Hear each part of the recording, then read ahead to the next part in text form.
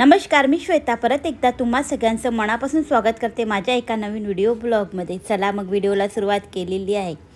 तर मी तुम्हाला ना पापडचे सगळे व्हिडिओ मी तुम्हाला शेअर केले, जे मी खडा वगैरे घेतलेला होता आणि गव्हा तांदळाचा आणि आथरावरचे जे पापड केले होते पाण्याच्या वाफेवरचे, तर ते तुम्हाला व्हिडिओ तर मी शेअर केलाच म्हणा। त्याच्यानंतर थोडासा खडा उरलेला होता, तर मुद्दामच, कारण की तसंही मला कंटाळा आला होता, कारण की पहिल्या दिवशी मी 3 तास पापड केले, दुसऱ्या दिवशी 3 तास 3.5 तास पापड केले, तर थोडंसं उरलेलं होतं तर मग मी ठेवून दिलेलं होतं। तर आता त्याचे मी बनवणार आहे ते म्हणजे की कुरडई वगैरे मी प्रत्येक वर्षी बनवत नाही, माझी आईच मला देत असते, त्याच्यातूनच मला वर्षभर पुरून जातात त्या कुरड्या वगैरे। आणि ती मला नेहमी म्हणते की कुरडी वगैरे नको करू, मी तुला देईलच बा। तर पापड वगैरे मी मुद्दाम करते, पापडही द्यायला तयार राहते, पण पापड कसे देईन तर थोडंसंच देईन। तर आपण घरी करतो तर वर्षभर खाण्यात येतात, मुलं पण खातात, आपणही आवडीने खातो, कारण की आपण लहानपणापासून सगळे पापड खाऊन असतो, त्यामुळे आपल्या घरीसुद्धा वर्षभरासाठी साठवण असायला हवी, म्हणून मी करून ठेवते।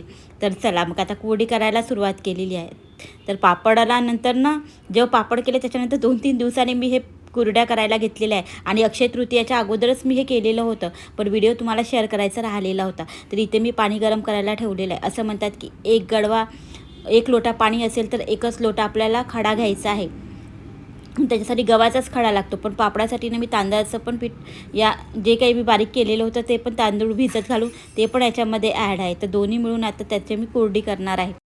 तर सगळं मी प्रमाण व्यवस्थित घेतलेलं होतं आणि थोडंसं पाणी मी काढून ठेवलेलं होतं, मी जेणेकरून जे काही मी कुरडीचं जे तयार केलेलं ना ते पातळ वगैरे व्हायला नको म्हणून।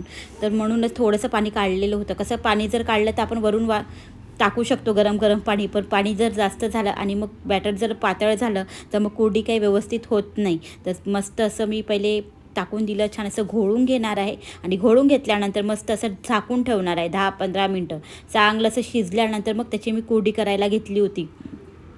तर कुरडी तर खूप छान झाली, खरंच खूप छान झाली, पण व्हिडिओ मात्र मी जास्त शूट नाही करू शकली, कारण की ना या मोबाईलचा स्पेसही पण फुल होता, लवकरच फुल होतो, त्यामुळे खूप कमी खाली करावं लागते। आणि यांच्या मोबाईलमध्ये शूट केलेलं होतं तर ते पण काही त्यांनी डिलीट केलं, त्यामुळे मग मी तुम्हाला कुरड्या झालेल्या दाखवू शकली नाही म्हणा। पण खरंच कुरड्या खूप छान झालेल्या होत्या, आणि प्रत्येकच कुरडी असे माझे ना 2 परडे भरलेले होते। बॅटर थोडंसं दिसलं ना तरी पण कुरड्या ह्या भरपूर झालेल्या होत्या त्याच्या। तसं पाहिलं ना तर कुरडीची रेसिपी एकदम सोपी रेसिपी आहे, पटकन होते, आणि कुरड्याही लवकरात लवकर छान असं जर बॅटर व्यवस्थित झालं असेल तर पिळल्या पण छान जातात। पण आतरावरचे म्हणा की पाण्याच्या वाफेवरचे जे पापड करतो ना त्याला मेहनत लागते मैत्रिणींनो। आता 2 दिवस मेहनतीचे ते पापड मी केले होते, त्यामुळे 1 दिवस रेस्ट घेतला, आणि त्याच्यानंतर मग मी कुरड्या करायला घेतलेल्या होत्या। आणि बॅटर फ्रीजमध्ये व्यवस्थित राहते, काही होत नाही, छान व्यवस्थित होतं। आणि कुरड्यासुद्धा तुम्ही बघू शकता छान अशा ना पिळल्या जातात। जी शेवची चकती होती ना त्याच्यातून मी बारीक चकती न घेता थोडीशी ठोकळ चकती घेतलेली होती, जेणेकरून कुरड्या आपण जे करू ना तळल्यानंतर ठोकळ चकतीच्या खरंच छान वाटतात कुरड्या। त्याच्यानंतर मग कुरड्या वगैरे केल्या, आणि ना कालपासून किराणा आणून ठेवलेला होता। किराणा कसं ना आणल्यानंतर भरायचं राहते की मग मी काय करते माहिती आहे का, अशी सगळे डबे मी काढून घेते स्टीलचे, प्रत्येकच वेस्ट, आणि बघते आपल्याला तेव्हाच माहीत पडते की कोणत्या डब्यात कोणती वस्तू किती आहे ना काय आहे। जर ट्रान्सपरंट डबे राहिले तर आपल्याला कळून येते, तर ना याच्यात मात्र कळून येत नाही, कारण की ना आपण याच्यामध्ये ना जर काही पण आपण स्लिप म्हणा की काही असं जर चिपकवून ठेवलं, त्याच्यावर नाव जरी लिहून ठेवलं तरी पण शक्य होत नाही, कारण की आपण कधी थोडीशी वस्तू राहिली की संपली की आपण दुसरी वस्तू त्यामध्ये भरून ठेवतो, त्यामुळे याची नेमप्लेट मी लावत नाही। माझे वरती जे डबे आहेत त्या प्रत्येकाला नेमप्लेट आहे, नाव वगैरे लिहून सगळं व्यवस्थित ठेवलेलं आहे। मोठे मोठे डबे असतात तर आपण मोठ्या मोठ्या क्वांटिटीमध्ये सगळं ठेवतो, पण या छोट्या डब्यामध्ये तसं नाही ठेवू शकत, म्हणजे साखरेच्या डब्यात साखर वगैरे ठेवू शकतो म्हणा, पण कमी झालं की मग पटकनच आपण काढतो, आणि कोणती वस्तू आली की आपण पटकन त्याच डब्यात ठेवून देतो, त्यामुळे ना शोधताना थोडीशी शोधाशोध होतेच।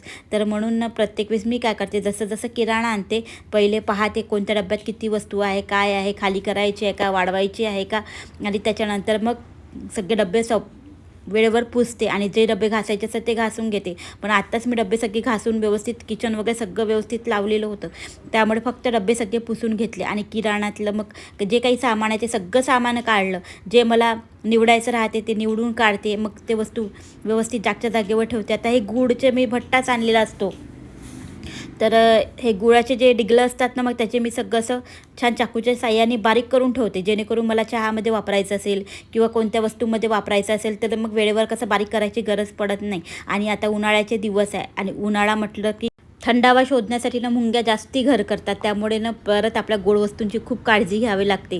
त्याच्यानंतर जे काही मला भरायचं होतं ते सगळं भरून घेतलं आणि जिरं वगैरे ना मी जास्त प्रमाणातच आणते. तर हे सगळं जिरं मी ना सगळं पहिले पावून घेते, म्हणजे छान निवडून घ्यायचं. कंकड असेल, काही असेल, काही पण राहू शकते, खळागोटे काही पण, ते सगळं निवडून घेते आणि मग ते सगळं जिरं मी भरून व्यवस्थित ठेवून घेते. म्हणजे वेळेवर काढायचं आणि मग निवडायचं असं नाही करत.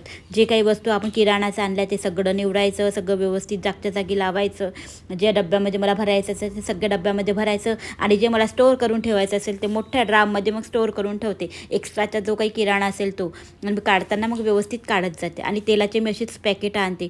कधी कधी तेलाचे कॅन पण आणते आणि कधी कधी तेलाचे पॅकेट पण आणते. पॅकेट आणलं की कसं आहे ना, फोडलं की आपण तेलाच्या कुप्पी, म्हणजे देवाजवळ एक कुप्पीच राहते त्याच्यात ते आपण टाकून देतो आणि रोजच्या याच्यात ते वापरीत असते त्याच्यात ते आपण टाकून घेतो, म्हणजे त्याचा यूज होऊनच जाते.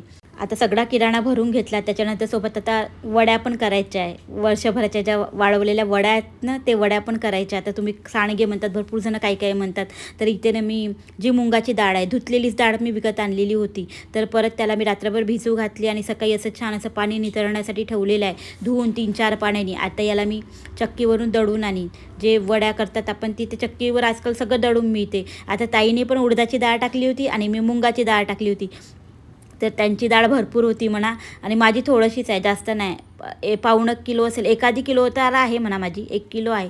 थोडीशीच मी काढून ठेवली होती भाजीसाठी वगैरे, आणि त्यांची डाळ भरपूर होती म्हणून त्या इकडेच आल्या होत्यात वड्या वगैरे टाकायला. तर पहिले माझं टाकून घेते. मुंगाची डाळीच्या वड्या टाकायला वेळ नाही लागत, पण उडदाच्या डाळीच्या वड्या टाकायला भरपूर वेळ लागते मैत्रिणींनो. पहिले मी माझ्या डाळीच्या ज्या काही वड्या आहेत त्या टाकून घेते आणि या टायमिंगला सगळे कामं आवरून घेतली बराबर. आणि ते 12 वाजता आलेल्या होत्या. तसं तर पाहिलं तर वड्याला सकाळीच टाकायला पाहिजे, पण कामं राहतात ना, मग मुलं पण शाळेत जातात, सगळं पाहावं लागते, तर वेळ होतोच. तर त्यांच्याही वड्या मी टाकू लागली तर आम्हाला संध्याकाळच होऊन गेली होती. माझ्या वड्या, त्यांच्या वड्या 3:30-4 वाजून गेलेले होते. त्याच्यानंतर 2-3 दिवस छान अशा वड्या खडखडीत वाढवलेल्या आहेत. आणि या वड्यासुद्धा मी यावर्षी पहिल्यांदाच केलेल्या आहे. नाहीतर माझी आईच मला 1-1 किलोच्या वड्या देत असते, उडदाच्या डाळीच्या पण आणि मुंगाच्या डाळीच्या पण, तेच देऊन देते. पण यावेळेस ताई म्हणे की तू पण टाकणं म्हणे, तर मग मी पण टाकून घेतली आणि आम्ही वड्यासुद्धा करून घेतल्या. आणि वड्याने मी 2 हातांनी टाकत असते. माझ्या आईला पण सवय होती ना दोन्ही हाताने टाकायची, आणि मला पण वडे दोन्ही हातांनी छान असं खुडता येतात. आता हे परत अक्षय तृतीयेच्या दिवशीचं आहे, तर मी मोखेडला आलेली आहेत. आज बाबाचं अक्षय तृतीयाचं पाण होतं, तर इथे ना भरपूर आम्ही पदार्थ केले होते. कमीत कमी 7 भाज्या तर जेवणातच होत्या. त्यानंतर चटण्या, बरंच काही, सगळं पापड, कुरडी, रस, शेवया सगळं होतं. चला मग मी इथेच व्हिडिओ साईन करते. भेटते तुम्हाला नंतर. बाय.